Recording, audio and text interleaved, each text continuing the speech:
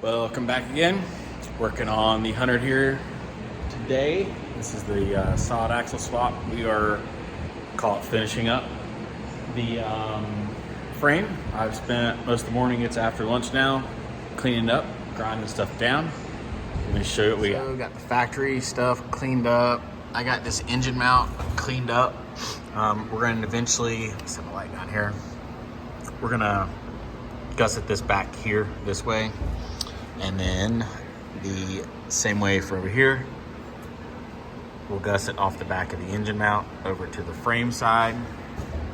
The stuff from the last video where all this is like gusset, I have cut it a lot better. So we will weld this just so we don't have to grind all this down. And then we'll make a filler pocket piece that comes out and kind of keeps this whole same shape. This isn't a good angle. There we go. So we'll make a piece of metal that fills this and makes it look good. And then the same thing goes for this side. Got it cleaned up about as best as we really can. We'll make a piece of metal that caps all of this over. So that's what I've been working on. Getting ready to start making some fill caps, and we'll be good to go. Frame there. I got my first little template right here. It kind of lives up in there like that. Boom, kind of get the idea. So we'll make the frame whole again, spray some steel it in behind that before we weld it, obviously. So draw this right here. Add on some scrap we got going on, cut it out on the bandsaw, bend it up, weld it on, all the fun stuff. Then I get to do that about 10 more times. A few minutes later, we have a piece that is not square at all, but it clicks up in there. Perfect. So we'll weld it together, and then we will grind it flat, and then no one will ever know.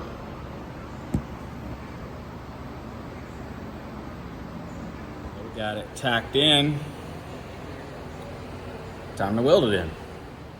And weld it up, ground down.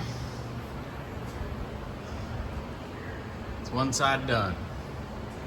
Now we gotta make the piece for this side. It's almost 5 o'clock here. That side's obviously done.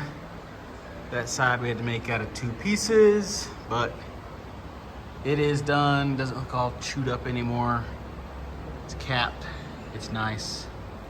There we go. So next step is I need to make a cross beam somewhere under this engine, but I need to stuff this axle, so we had to take these springs out. The shocks are not charged, so lifting the axle bit, pull the bottom out, take the springs out, and then we can set it down on our jack stands and figure out where we can put the cross beam in. All right, got the springs out over there. 2 of my transmission jacks pushing the axle all the way up. The tray left no room for any activities. This thing has all of the up travel. Wow.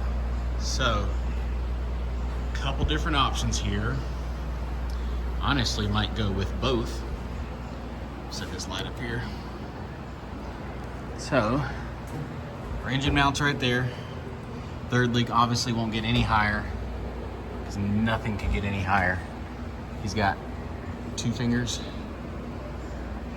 So, we are maxed out. So what I think I'm gonna do, I'm gonna do 2 crossbars. I'm gonna do one off the engine the engine mount right here, come down with a tube, we'll sneak by the oil pan, bend under it, and then come up, miss the pinion here, and they'll put another little kicker, and then we'll hit engine mount there.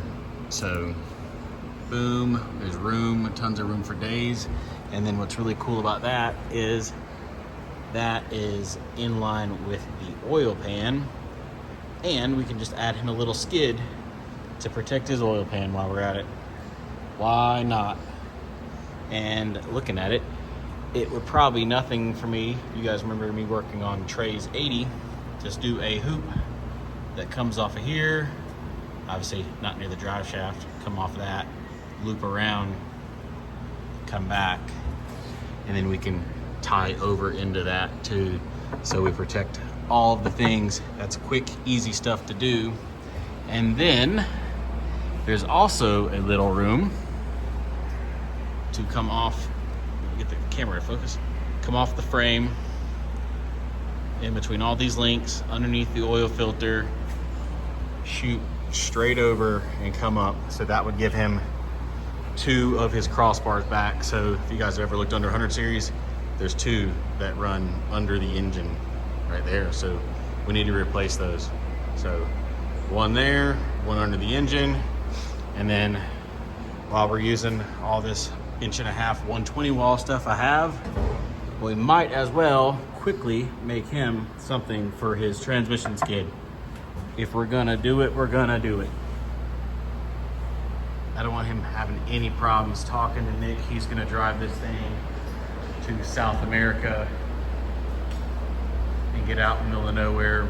And what we don't want to happen is him get stuck because something came up into one of his pans and then he is stuck. So we'll protect everything we can. And then if we get bored, obviously radiator there as well. My mini truck's still here. I'll show you. So one of my trips out to Uwharrie, I dropped down and hit my radiator. Watching Ultra 4 again. Go Kyle Cheney. Floating around on the front there. We all know what happens. It's pretty late, but like, this is awesome stuff. But back to the squirrel moment. I came down and hit my radiator because my radiator used to sit lower. I also raised my radiator up, so I added this bar. As you can see, it's had some love since then. So we don't want that to happen to Nick's. We also have a really cool brand new Tundra getting a lift kit. But squirrel moment over. While it's here, I'm bidding into what's 10 more minutes just to get some stuff that honestly needs to happen to this thing, because that radiator is exposed. Look at that. That's no buenos. So we could probably make something that comes off these bolts and bolts on, or we can just take a hoop and run a hoop underneath it. Gotta do something. Gotta do something. But yeah, this thing's, Trey did an awesome job setting the suspension up. I mean, look at that drag link, which is this guy and his panner bar, track bar, whatever you want to call it. I mean, even at full stuff, and the suckers are perfect. It's got the bend to clear the diff or pumpkin, but like, the thing is beautiful. So we're gonna be changing some of this stuff up. Like I said before, high steer. Talk to Trey. There's no reason why we can't move everything up, get them higher up there. So we'll be doing that, but we will be adding bars back across this frame for sure. All right, another day. Got it dropped down more, set to full bump. We have moved the tie rod from down here to up here, which moved the drag link up as well. Done that to both sides. It used to live here. Now it lives there. A lot more clearance, as you can see. I have moved the hydro steer mount right from there to there now, so it's sitting back where it needs to go. And right now, I have wrote a file to extend the panhard or track bar, whatever term you want to use for it, up. That space is 1.6 inches, so we move this up 1.6 inches hole to hole. Drew a little file up, and it's also going to do some more magical things with bump stops here. But drew my file up. Let's go over here.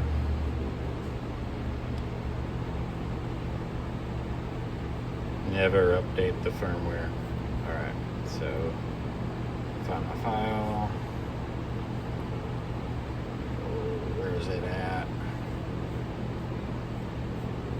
X100. The only file we have made so far. Import that over. That's what I have made. Parts cut out on the plasma table, all cleaned up. Let's tack them on. I got all the pieces balanced on there with the bolt in it. Kind of see what we're going for here.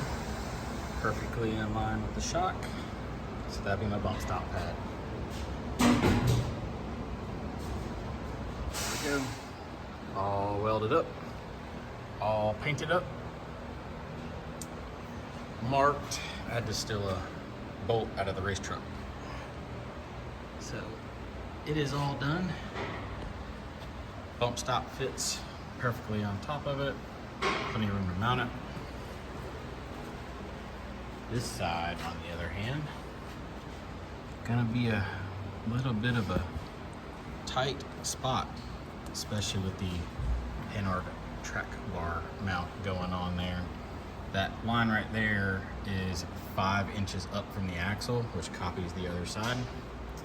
So that's where it needs to live. You got enough room to pop it in here. What's gonna be tricky is when the axle moves, and, well, down I'm not worried about it. It's square bump I'm not worried about it. It's flexed this way. So this is essentially a 2.2 by 2 box that's 5 inches tall. We need to copy that on this side. So 2, 2.5, 2, 2.5, or something like that, by 5 inches tall. Cut this out, make a box. We'll tape it to the axle. We'll do a little axle flex test to make sure it clears. Well, the square turned into a triangle, but it works. It's just really, really tight. The square will work though. We just have to make it smaller on the base. We can't do the entire base. Oh, I got a fingerprint on it. That's a reflection. Can't do the entire base 2.2 by 2. The base has to be like a 1 by 1.5, and then we'll have a 2.2 by 2 pad just sitting on top. And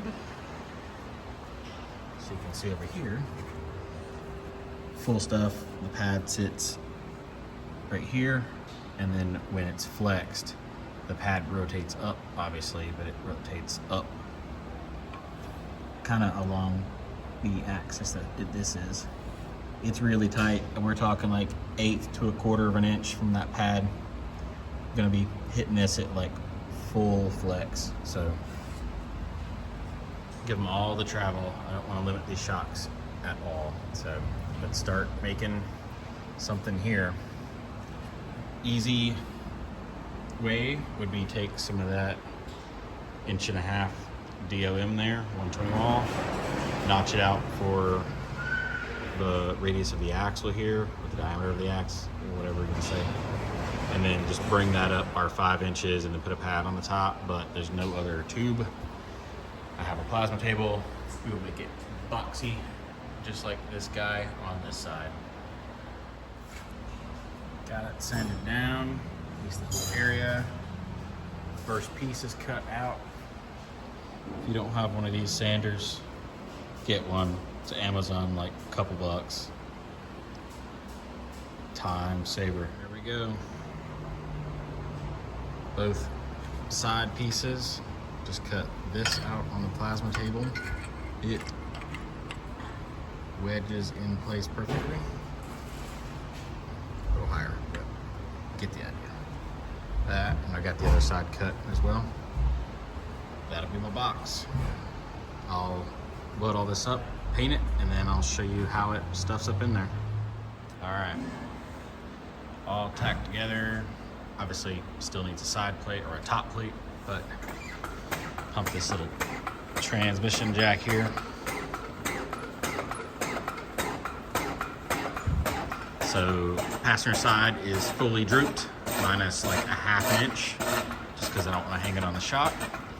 This side, obviously this is the worst case scenario for this, because it's leaned up into it. There's the second stage. Boom. And we are cleared. It's tight, but it fits. So we need 2 fingers gap. Yeah, 2 fingers plus some. That clears the springs. Look at that. Boom. Bump stop will sit something like that in there. Plenty of room everywhere. Around the coil spring. All that stuff. So let's make us a cap, and then we'll be good. Forgot. We gotta do a little triangle gusset on that thing. I don't want it bending. I mean, I seriously doubt the bump stop mount is going to bend, but we will give us a little triangle gusset coming off of it. I think I got room. Let me jack it back up. We should, but back up it goes.